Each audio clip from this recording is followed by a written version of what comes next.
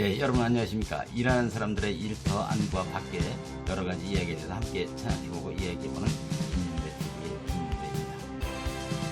한 회사의 대표라면 여러 가지 업무에 신경 쓰느라고 눈코 뜰 새 없이 바쁘지만 오늘은 회사의 종업원을 위해서 특히 그들의 안전과 건강을 위해서 대표이사가 직접 챙겨야만 하는 일에 대해서 말씀드려보고자 합니다.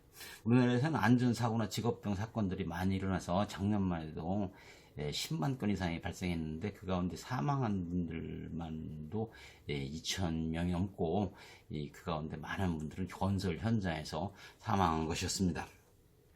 다른 부분도 그렇지만 종업원의 안전에는 대표이사가 얼마나 신경 쓰느냐, 특히 이 일이 터지고 나서가 아니고 사전에 평소에 얼마나 신경 쓰느냐가 중요하다고 할 것입니다. 그래서 정부에서는 금년 초에 산업안전보건법을 몇 년 만에 바꾸면서 이 대표이사의 의무사항을 한 가지 규정하였습니다. 즉, 이 상법 170조에 의한 주식회사 가운데 상시근로자가 300명 이상이거나 건설산업기본법 제23조에 의해서 전년도 시공능력 평가가 1000위 이내에 드는 회사의 이 대표 집행위원을 포함한 대표이사는 매년 안전보건 계획을 수립해서 이사회에 보고하도록 규정한 것입니다.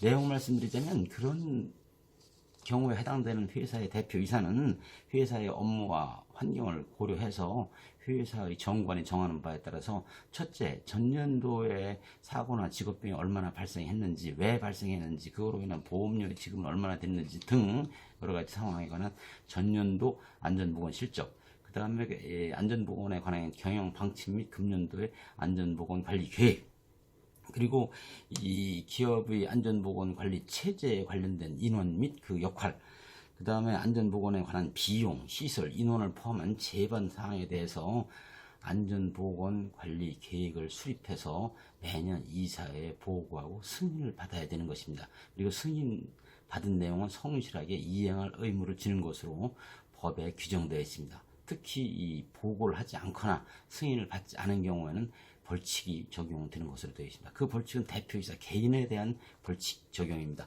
과태료 1천만 원 이하로 되어 있습니다. 이렇게 하는 의미는 이제부터는 이 공장이나 건설 현장의 안전관리를 인사관리, 판매관리, 공정관리, 공기관리, 품질관리, 원가관리 이런 것과 같이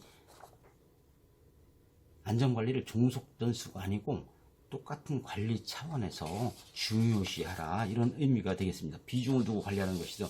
물이 위에서 아래로 흐르듯 대표이사의 안전관리나 관리 관행, 그것이 이 공장이나 건설 현장에 있는 근로자 하나하나에까지 다 스며들어야 비로소 그 회사에, 말하자면 공장이나 건설 현장이나 또는 이 판매하는 현장, 매장 이런 전체적인 곳의 안전 문화의 확산에 기여하는 것입니다.